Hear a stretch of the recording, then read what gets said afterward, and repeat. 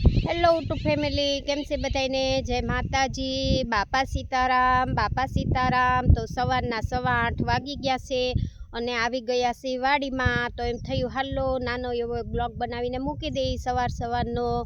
અને આજે ઘઉં ઉગી ગયા છે તો ઘઉંનો વિડીયો બનાવી નાખીએ. તો હાલો આપણે જઈએ ઘઉંમાં. તો બધાને જાજા કરીને જય માતાજી, બાપા સીતારામ. સવારના કાલે મારા બાપા સીતારામની પૂનમ હતી.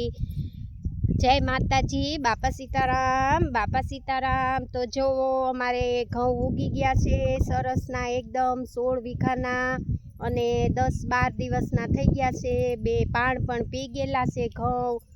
અને ઘઉં એવા સરસના ઉગી ગયા છે. તો એમ થયું હાલો નાનો એવો બ્લોગ બનાવીને મૂકી દઈએ, કેમ કે સવાર આ છે ને શિયાળુ પવન બહુ જ ઉડે છે, તો પવનનો અવાજ ઓછો આવે. તો એમ થયું હાલો સવારમાં એક બ્લોગ બનાવી નાખીએ. અને આપણે 10-12 દિવસના ઘઉં થઈ ગયા છે, 2 પાણ પી ગયા છે. અને ઘઉંને તો આપણે ઘઉં વાવીએ એટલે 2-3 દિવસ થાય એટલે તરત દાણો ફૂટી જાય ને બહાર આવે, એટલે ઘઉં છે ને જલ્દી વહેલા વધવા મળે. એટલે હવે ઘઉં સરસના ઉપડી ગયા છે. જો 16 વીઘાના ઘઉં છે. તો બધા ઘઉં એક જ સરખા ઉગી ગયા છે, કેમ કે વારાફરતી એક વાડીમાં બધે વાવી દીધા છે. 16 વીઘાના ઘઉં છે તો સરસના ઘઉં ઉગી ગયા છે. અને ટુકડી ઘઉં છે અમારે. તો કોઈને લેવા હોય તો કહેજો, અમે ઘઉં વેચીએ છીએ પાકે ત્યારે, અત્યારે નહીં હો. તો જુઓ ઘઉં સરસના ઉગી ગયા છે. અને સવારમાં આપણે બ્લોગ બનાવી લીધો છે. પવન, કેમ કે પવન બહુ ઉપડે છે. સવારનો 9 વાગ્યાનો પવન શરૂ થાય ને તો પવન બંધ જ નથી થતો, બહુ જ ઉડે, અવાજ ન આવે. એટલે અત્યારમાં એક બ્લોગ બનાવીને મૂકી દીધો છે. હજી ઘરનું કામ બધું બાકી છે.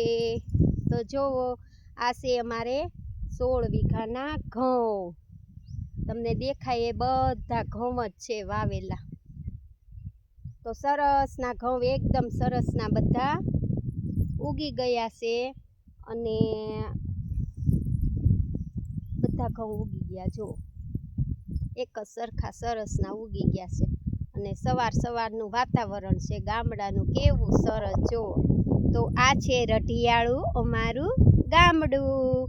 તમને ગમે ગામડું તો આવજો બેનના ઘરે મહેમાન થાવા. જો આ છે અમારું રઢિયાળું ગામડું. અમે વાડીમાં જ રહી છીએ, વાડીમાં જ અમારા ઘર છે, કામ કરી અને વાડીમાં રહી છીએ. તો જો શાકભાજી પણ સરસ થઈ જ ગયું છે. પણ આજે તો આપણે ઘઉંનો જ વિડીયો બનાવ્યો છે. આ તો આડું આવ્યું એટલે નામ લીધું શાકભાજીનું.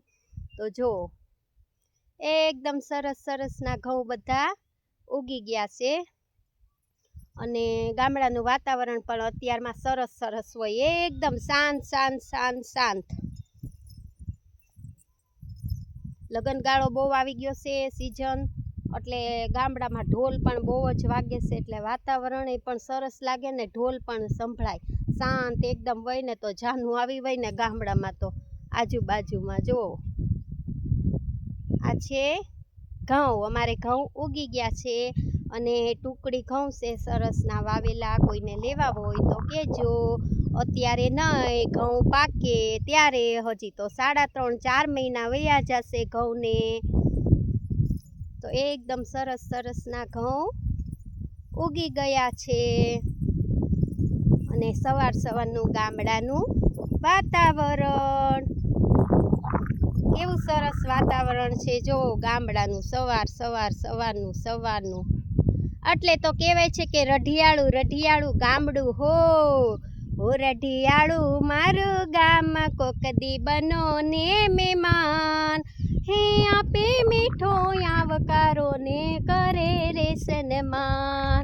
હો રઢિયાળું મારું ગામ, કોક દી બનો ને મહેમાન, હે આપે મીઠો આવકારો ને કરે રે સન્માન.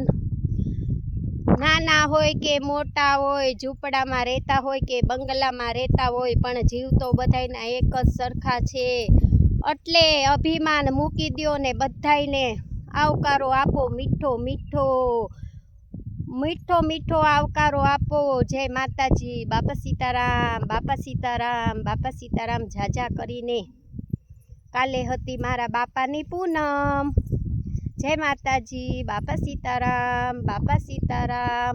એટલે તો કહેવત છે ને, હે જીવ શાને ફરે છે ગુમાન મારે, અભિમાન મારે તારે રેવું ભાડાના મકાનમાં. હે જીવ શાને ફરે છે ગુમાન મારે, અભિમાન મારે તારે રેવું ભાડાના મકાનમાં. જય માતાજી. બાપા સીતારામ, બાપા સીતારામ. તો આપણે જોવો ઘઉં સરસના ઉગી ગયા છે અને એકદમ સરસ સરસ લીલુલી ધરતી થઈ ગઈ છે. જો આખી હજી તો ઉગતા આવે છે સરસના, અને આ બધું ઉગી જાય ને તો એવી સરસ બધી વાતાવરણ વાળિયું લાગશે. આમ એકદમ લીલુડી ધરતી થઈ જાય બધી. તો વિડીયો ગમે તો લાઈક કોમેન્ટ કરજો અને બાપા સીતારામની કોમેન્ટ કરજો. આવજો બધા. જય માતાજી. બાપા સીતારામ. બધાને ઝાઝા કરીને. એડિટિંગ વિડીયો બનાવતા નથી આવડતો, સાદો ને સિમ્પલ વિડીયો મૂકી દઈએ છીએ. તો ગમે તો લાઈક કોમેન્ટ કરજો, ગામડાવાળાને સપોર્ટ કરજો અને બધાને જય માતાજી. બાપા સીતારામ. આવજો આવજો વાડીએ ઘઉં ખાવા.